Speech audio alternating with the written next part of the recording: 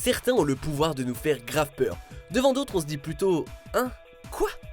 Salut tout le monde, c'est Xavier, bienvenue sur Watch Mojo français. Aujourd'hui on se retrouve pour le top 10 des films d'horreur qui se sont donné trop de mal pour essayer de faire peur. My name is Elliot Moore.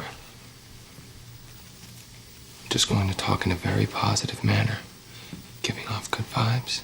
Pour cette liste, on va s'intéresser aux films qui n'ont reculé devant rien pour provoquer la terreur, mais se sont laissés emporter dans le process. C'est y part. Numéro 10, Blair Witch. Seriously, I want to go home now. We need to get out of here. Hey, James, that's not a bad idea, okay? Le projet Blair Witch original avait une touche vraiment pas banale, une image granuleuse qui en faisait une version cauchemardesque de vidéo gag. La suite, arrivée bien longtemps après, quant à elle, n'arrive pas à la cheville de son prédécesseur, en essayant désespérément de suivre le même rythme.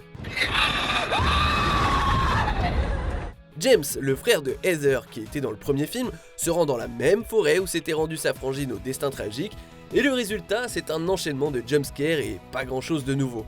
En gros, c'est le premier film, mais sans son âme et filmé avec une caméra de meilleure qualité. Numéro 9, Jason X. This was an alien sim. Yeah, it is. Pause play. I said pause play. He's not pausing. Yeah, no kidding. Il a été en enfer, il a été à Manhattan, il a été dans l'espace. On fait une avance rapide en 2455 où Jason Voorhees, probablement l'un des méchants sur lesquels on a le plus tiré, a été cryogénisé et bazardé dans un vaisseau spatial rempli d'étudiants qui n'imaginent pas ce qui les attend.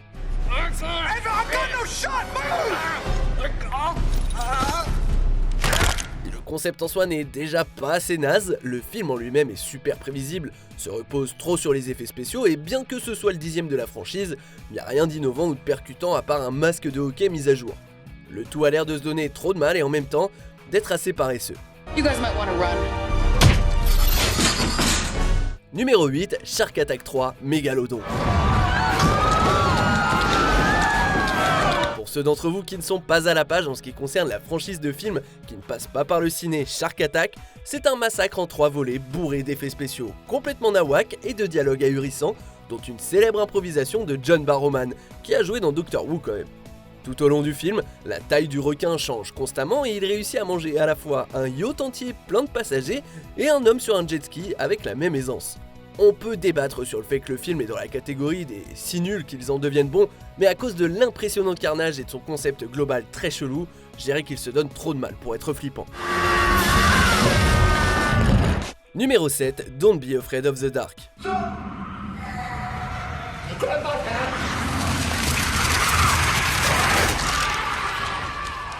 Guillermo del Toro sait produire des merveilles cinématographiques, par exemple Le Labyrinthe de Pan ou plus récemment La Forme de l'eau. Ce film de 2010 par contre ne fait pas partie de la crème de son CV.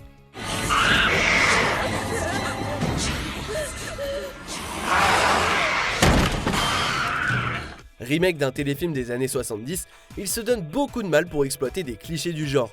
Une maison sombre, des murs qui chuchotent, des monstres flippants. Malgré la présence de tous les ingrédients pour faire une fête de la frayeur, le résultat a l'air trop cuit. Et puis il y a ces monstres obsédés par l'idée de voler des dents, mais qui sont plus mignons que flippants. Enfin, d'une certaine façon.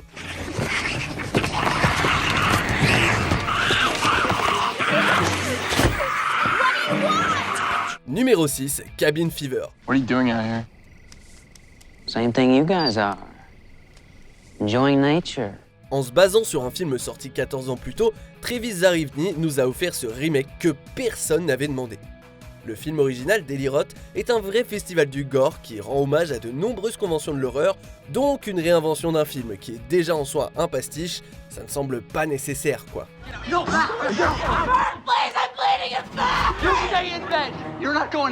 Dès le départ, le public est entouré de sang et d'entrailles, et ça ne fait que devenir de plus en plus sanguinolent. Visant à choquer, au final, c'est surtout trop de faux sang pour être apprécié. Les seuls dont le CV a meilleure gueule après ce film, ce sont les maquilleurs. Numéro 5, Des serpents dans l'avion.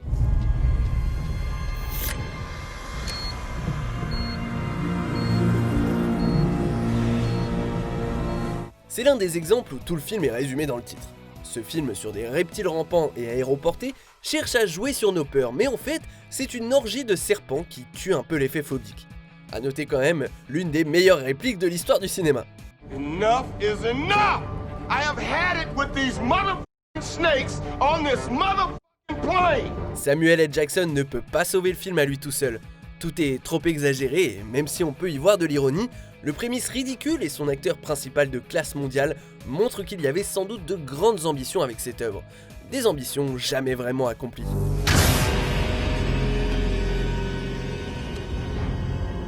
Numéro 4, Phénomène. Honey? Honey, you're talking funny. What's wrong with you? What do you mean? Everyone's dead? What? M. Night Shyamalan, le roi des retournements de dernière minute, aime garder son public en haleine jusqu'à la grande révélation à la fin de chacun de ses films. Sauf que beaucoup de spectateurs sont sortis déçus de celui-ci. Après une série de suicides collectifs un peu partout aux States, un petit groupe essaye de comprendre ce qui se passe. Et qu'est-ce qui a causé tout ça? Spoiler alerte, c'était les arbres.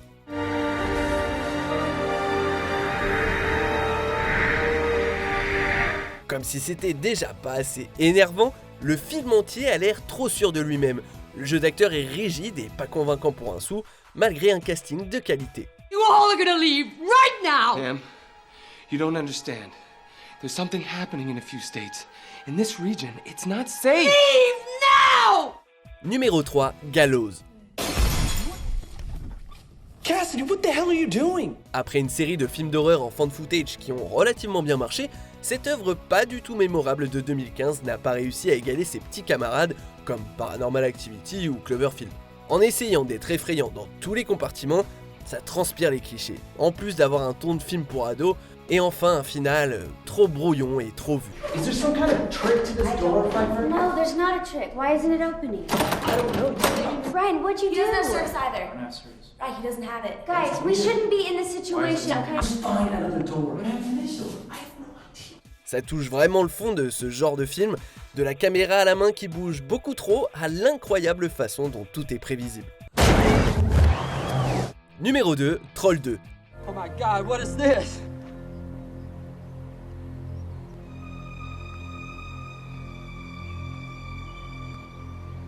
He was one of us, and you killed him. Now it's your turn. Il y a tellement à dire sur ce film que je sais même pas par où commencer. Franchement, est-ce qu'on peut même appeler ça un troll? Bet it was a goblin in disguise. These evil creatures can transform themselves into flesh and blood people. Une famille se retrouve prise au piège dans la ville de Nilbog, c'est-à-dire gobelin prononcé à l'envers, et de là commence le cauchemar. Un autre film de la classe si nul qu'il devient bon. Troll 2 est considéré comme un des pires films jamais faits, d'autant qu'il essaye tellement dur d'être effrayant qu'au final, il ne l'est pas, mais genre, pas du tout. Il n'y a rien qui a vraiment du sens dedans, mais alors cette scène aura toujours sa place dans le folklore du jeu dramatique. They're eating her! And then they're going to eat me! Oh my god! On arrive presque à la fin. Nous publions de nouvelles vidéos chaque jour, alors avant de continuer, abonnez-vous et activez la petite cloche et les notifications sur téléphone pour ne rien rater. Numéro 1, The Wicker Man.